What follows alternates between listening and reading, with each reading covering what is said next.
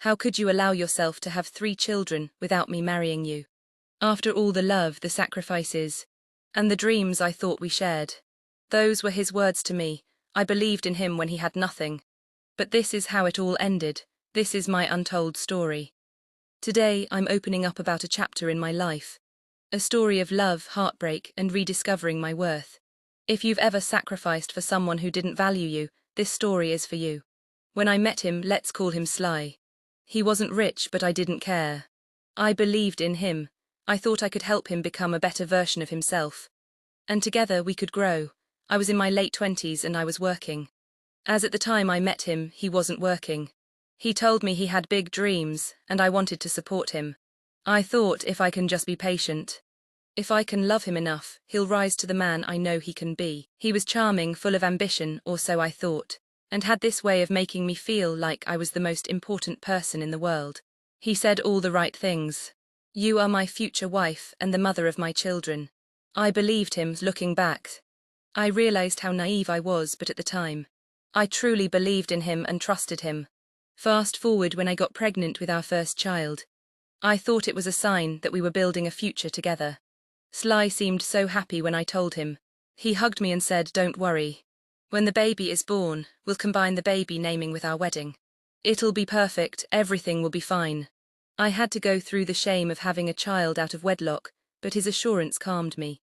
My pregnancy journey is another story I will share in a different video. When our baby was born, I was over the moon. I thought, this is the beginning of our family. The wedding will come soon, but every time I brought it up, Sly would say, "What is the rush? Marriage is just a piece of paper. We are already a family, we will make it official very soon." I held on to those words, they gave me hope. Every time someone asked when we are getting married, I will smile and say, "Soon, we are planning something special." I believed him. I waited for Sly to start planning the wedding, but instead he made excuses. "I'm not financially ready," he said. "Let's give it a few more months."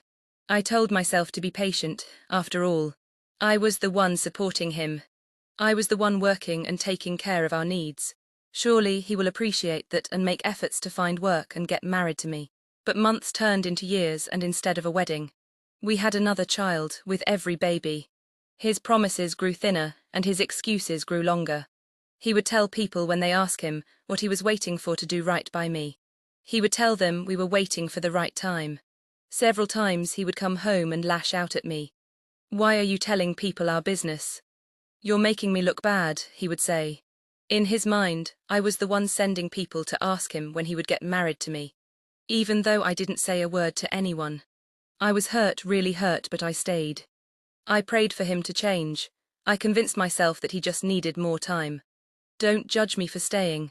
I know I was wrong for staying, but thinking back, I loved him and trusted him, and he used to constantly tell me no one will marry a woman with 2 kids. At that time we had 2 kids, and sadly I believed him. And I used to also tell myself, I do not want to have children with different men. By the time we had our 3rd child, I knew deep down that the wedding would never happen. Sly wasn't just avoiding marriage.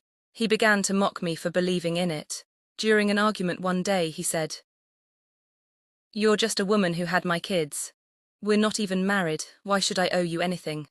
Those words hit me like a slap in the face. I had given him everything, my loves, my trust, my money, my youth, and yet he treated me like I was nothing. When people questioned him about why he hadn't married me after 3 kids, his excuses became ridiculous. Marriage isn't important, or she's not ready. But the truth was, he had no intentions of marrying me. One day, in the middle of another fight, he said something that he has constantly reminded me of, but this time, it broke me. "No man will marry a woman with 1 child. Let alone 3, you're lucky I'm even here." Those words haunted me. I stayed because I was afraid he might be right.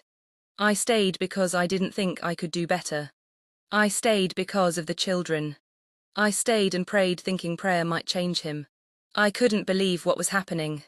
This man, the one I gave my love, my trust and my youth, constantly reduced me to nothing more than a single mother of his children. The same children he once claimed he wanted badly. I cried myself to sleep almost every night. Not because I was hurt, but because I realized something. I had spent so much time trying to make him happy, trying to prove my worth, that I forgot my own value. But eventually, I realized something important. Prayer doesn't change a man who doesn't want to change. I prayed and hoped for years. But nothing improved. If anything, it got worse. Don't get me wrong. Prayer might have worked for some people because their partners realized their mistakes and were willing to do better, but in my situation, he wasn't helping financially and wasn't ready to do the right thing. It took me a long time, but I finally left. My children deserved a strong mother, not a broken one. And I deserve a life filled with peace, happiness, and respect. To all the young ladies out there, let me tell you something. If a man promises to marry you but keeps making excuses, leave. Don't wait for him to change. Don't make up excuses for his behavior like I did. Look at how it ended for me. I am grateful for my children. They are my greatest blessing. But I wasted years waiting for someone who never planned to follow through. Ladies, please listen to me. You are a queen.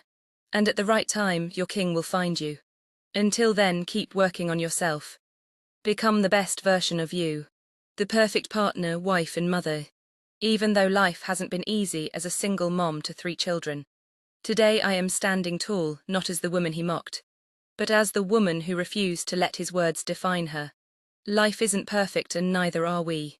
But here is the thing, our value doesn't come from someone else's opinion of us. It comes from within.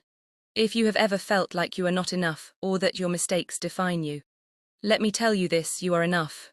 And it's never too late to rewrite your story.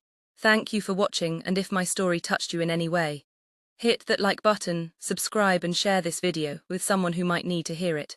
Let's keep inspiring each other to be our best selves and make better choices. Do you have a story you'd like to share? Send it to me through the email in the description. And let's use our experiences to empower others. Remember, your past does not define you. Your strength does. Let's keep overcoming together. God bless you and see you in my next video.